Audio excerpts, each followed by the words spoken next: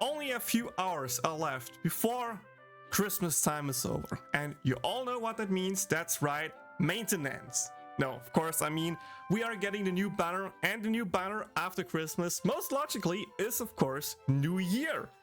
And not only a normal New Year banner, no, this is a special one, because we actually get a new forbidden unit. That's right. I'm Katsuma Gaming. Let's get right into our next upcoming banner that features Forbidden Whis. That's right, guys. Forbidden Whis is finally coming, and hi, Holland Naruto. Yes, I'm still suffering. Yeah, Forbidden Whis, the one unit that a lot of people talked about, that a lot of people hyped out for good reasons, to be honest. I think she's a really strong unit. So let's just take a quick look at her kit. And before we actually look at her kit, let's talk about her Forbidden Ultimate. It's a single target magic attack ultimate that deals earth damage, 326% damage, so a little bit less than her normal earth ulti, but it has a really hog special effect compared to the up ulti. First up, we get a tier 1 all element damage buff, aka, you know, the elemental damage buff symbols, for example, like Casualia has for wind, or Iris has for light and neutral damage. We will get a special icon here that's like rainbow colored, which means it buffs for all elements. And to be honest, it doesn't really matter. It could just be an earth damage boost. But you know, if you use in theory her with like some off elemental team members, that's a small damage buff. It's still tier 1 earth damage boost, so that's nice. They can also stack, of course, with other earth element damage boost. But the big thing about her ulti is the second effect. That's party attacks add up fixed earth damage. And I know this sounds weird, so let me explain it a little bit better. What that means is that if your ulti is active, right? If the special forbidden field is active, each damage instance to the enemy will deal bonus damage. And for that, I actually prepared a video of like, not my recent Earth Arena, but like an older one where I can actually show how it looked and how it goes. So let's just jump right up here. And let me just turn the music on. Here we can see her ulti in action, dealing some pretty decent damage. Now you can see Vanir is using a double hit. And you saw the damage numbers there. Let me just play again here. You see the damage numbers on the side here. This is the bonus fixed damage that you do. And as you can see, per damage instance where this is happening, you will deal the bonus damage. And this is affected by a rash rate. So with that, I think it's like normally, I don't know, 6,000, something like that. And, you know, now it's dealing 14,610 damage per hit bonus. That's right. You can see Whis's double hit skill with one crit here deals not only already like 160 or 176,000 damage, it also deals another 28,000 damage on top of that. Like, that alone is like 200k damage increase. Let's double check here, right? Let's scroll just a little bit back here. We had 277, 365 here. Yeah, and now we have 571. Like, this bonus damage, especially with more multiple hits, is like, it's so nuts. It's so nuts, right? The damage here is pretty good. And, you know, that means, for example, stuff like Ares is really POC here because more bonus hits means more stuff. And more instances of hits are really great. Also, one thing I want to mention here, we have a count buff here now, right? No, we don't have the counter buff here, right? Let me jump a little bit more forward to when we actually have the counter buff on. There it is. Aaron has counter. And the enemy takes 3 instances of damage. And I think it also applies to Whis ulti. So let me scroll up a little bit more here so we can double check that real quick.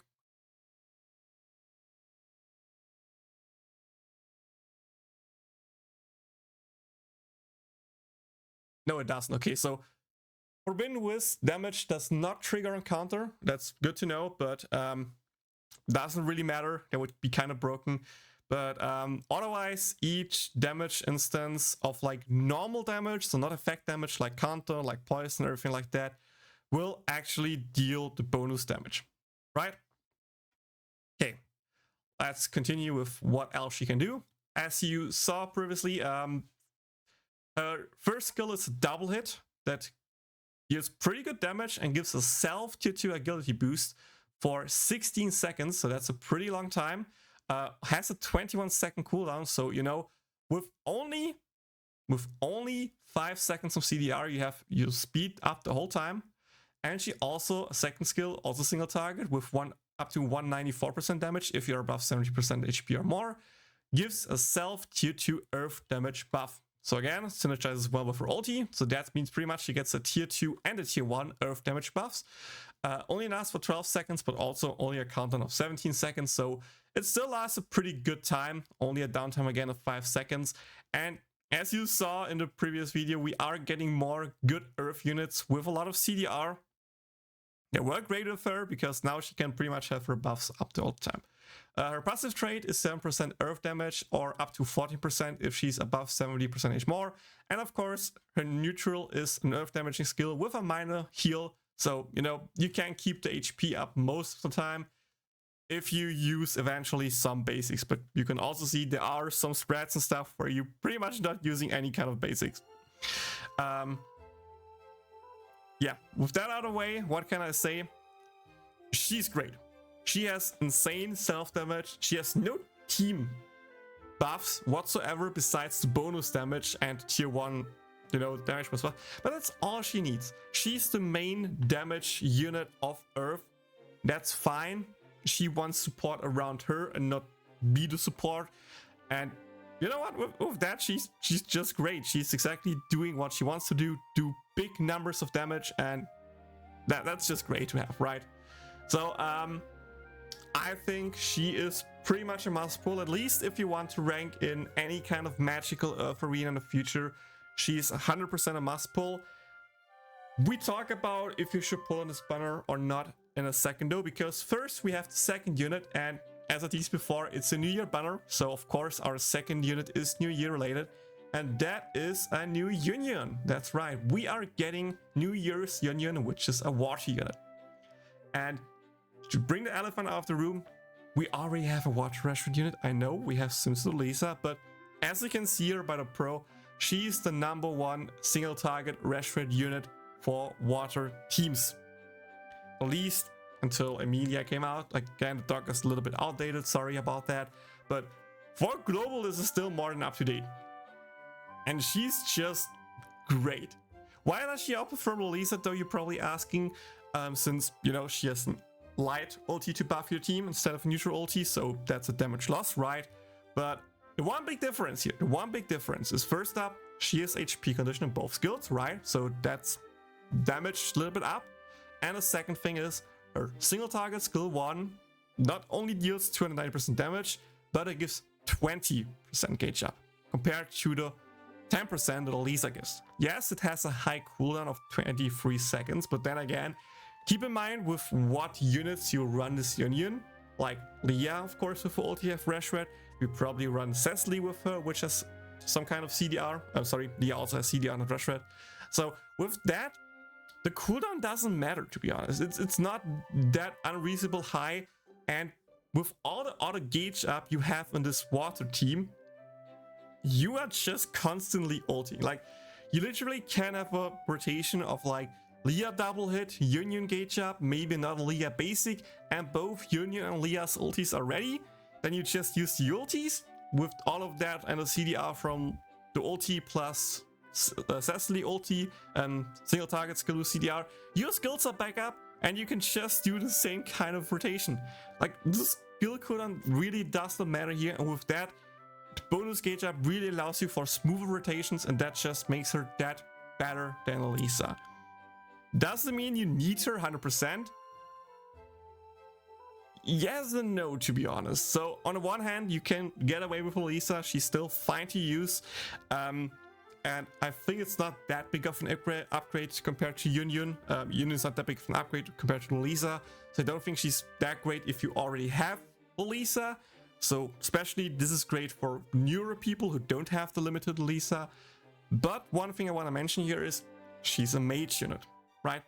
And that means, of course, in a physical arena, Lolisa outperforms, Meanwhile, in a magical arena, Yunyun outperforms, or if it's a hybrid arena, Yunyun also outperforms. And that potentially means that she will have more use case in the future, especially with how the corrupt situation looks like at the moment, because as I said before, Emilia with Bikini unit is a great Rashford unit and actually outperforms her in JP. We use her more than Yunyun since on elemental ulti, but since we don't have that and we are still potentially getting mage water arenas in the future, having her as a Rashford unit might just be a great thing to have. Before we talk, should you pull on the banner or not, quick update on the tier list. We are reaching the current point of the tier list, aka Forbidden Whis included and Yunyun included up here as well. Both are in the meta units on element tier. I still think they're great. Lolisa is still up there. I still think she's a great unit for physical teams if you or just don't have Yunyun. I'm actually going to update the tier list later today on the live stream, so you probably can't see it today, but you know, there will be a tier list video coming up really soon with like the new units for February and the first units of March, probably until like 3rd anniversary. So there should be a lot in there. Potentially also a little bit of rearrangement, we'll see. And yeah, with that you're probably thinking that just means it's a must pull banner, right? And I'm saying yes and no. And now you're wondering, why no? Is he crazy? Hear me out. We are getting a new type of banner soon, aka with the 3rd anniversary, we in Global are going to experience step-up banners. And if you don't know how or what step-up banners are, let me actually switch to my GP game real quick, because luckily for me right now we actually have one, and they look like this. So they have different kind of tiers. Mostly the lower ones are cheaper, but are, to be honest, less good. Like first one gives you here a multi for 1000 quartz and gives you some bonus item. The second multi gives you 2k pay quartz for a multi with other stuff and raid up, and the third multi also has raid up with even more stuff. This is like one of the worst ones. It's just like for shards and bond food, but there are other ones, especially like for 3rd anniversary, that have like 5 steps, and there's like first step is 1000 quartz, second step is free, third step, fourth step are 2k multis with like third step just raid up, fourth step gives you a skill potion, and the fifth step is like 3000 for a multi, but it has like some special thing like a guaranteed featured unit or something like that, or a really high raid up chance in the last multi. And that means in I think April we should be getting the next forbidden unit, which will be Forbidden Megumin, which is probably one of the best, or if not the best unit in the game when she drops, with how versatile she is. We will getting a step up forbidden banner there, and what that means is starting from step 3 you have a 5% chance to get a forbidden unit. Step 4 has a 10% chance on a forbidden unit, and I think even a guaranteed 4-star unit. And step 5 has a 25% chance on getting a forbidden unit. And at that point, we only have 3 forbidden units, right? So the chances, if you whale in this game, if you bring in money to get Whis at that point, is not too bad. And even if you don't get her at that point, she's still up to date and great to use in JP. You could just, you know, wait for the next forbidden banner and try your chances there again. You can always get her off raid. And so if you are a whale and you don't care about top ranks in Earth Arena for a bit, for 2 months to be honest, with like 1 or 2 Earth Arenas in there, maybe 3, then you can actually verify, make a valid decision to skip this banner and pray you get her off rate in any of these step-up banners. But if you don't plan to do that, or if you are just a free to play, you know, I think this banner is a must pull. That's what I can say.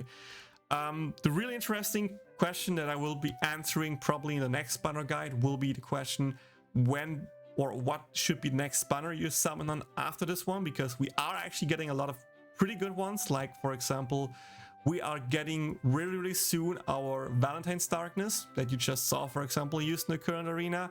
We are also getting Valentine's Leah as another Earth unit. That's also still used. Like, even in the current arena, we use it literally. I mean, just as a slot 4 unit, but, you know, slot 5 unit, I think, even, but that still matters. And also, we are getting, of course, the 3rd anniversary. And with that, we're getting 2 new fast units, and one of them is Fast Vanir. And he's also a great unit, as you see in the video. Yeah, pity flashback from the Valentine's banner. I pitied there on a JP, which was really, really sad, because it's literally the banner right before anniversary, right? So the fact that I needed to pity into anniversary where pitied again, that was like such a bad moment for me. That was so painful. That was literally a month where I wasted like 1,000 plus euros in konofan, and that was not a great idea. I would not recommend it. I 100% would not recommend it. I know, shocking news. But yeah, there are actually a lot of really, really good Earth units coming up, and I still haven't decided, to be honest, what I should recommend. But you know, all of them work great with Whis. All of them are great supports for Whis, so probably either of them works. But the key thing is they work the best with Whis. So you should probably get Whis, and Whis will be the lower rate, so you have a good chance to get Yunyun on the side. If you get Whis before you get Yunyun, if you have Lolisa and you want to save your quartz for the upcoming banners, I think that's a good call. I would actually potentially stop there. I'm personally a Yunyun simp, so I'm going to grind until I have both Yunyun and Whis. Or run out of quartz. That can also happen, of course. So yeah, main goal is Whis. If you don't have Lolisa, go for Yunyun. If you have Lolisa and you don't care about her, skip and save for Valentine's or anniversary. Otherwise, pull for her since she has great value even in the future. Okay, I think that should be everything for this banner guide. It's a little bit longer than I wanted it to be, but I want to give you guys the full context about how strong she is, what she does, how she works.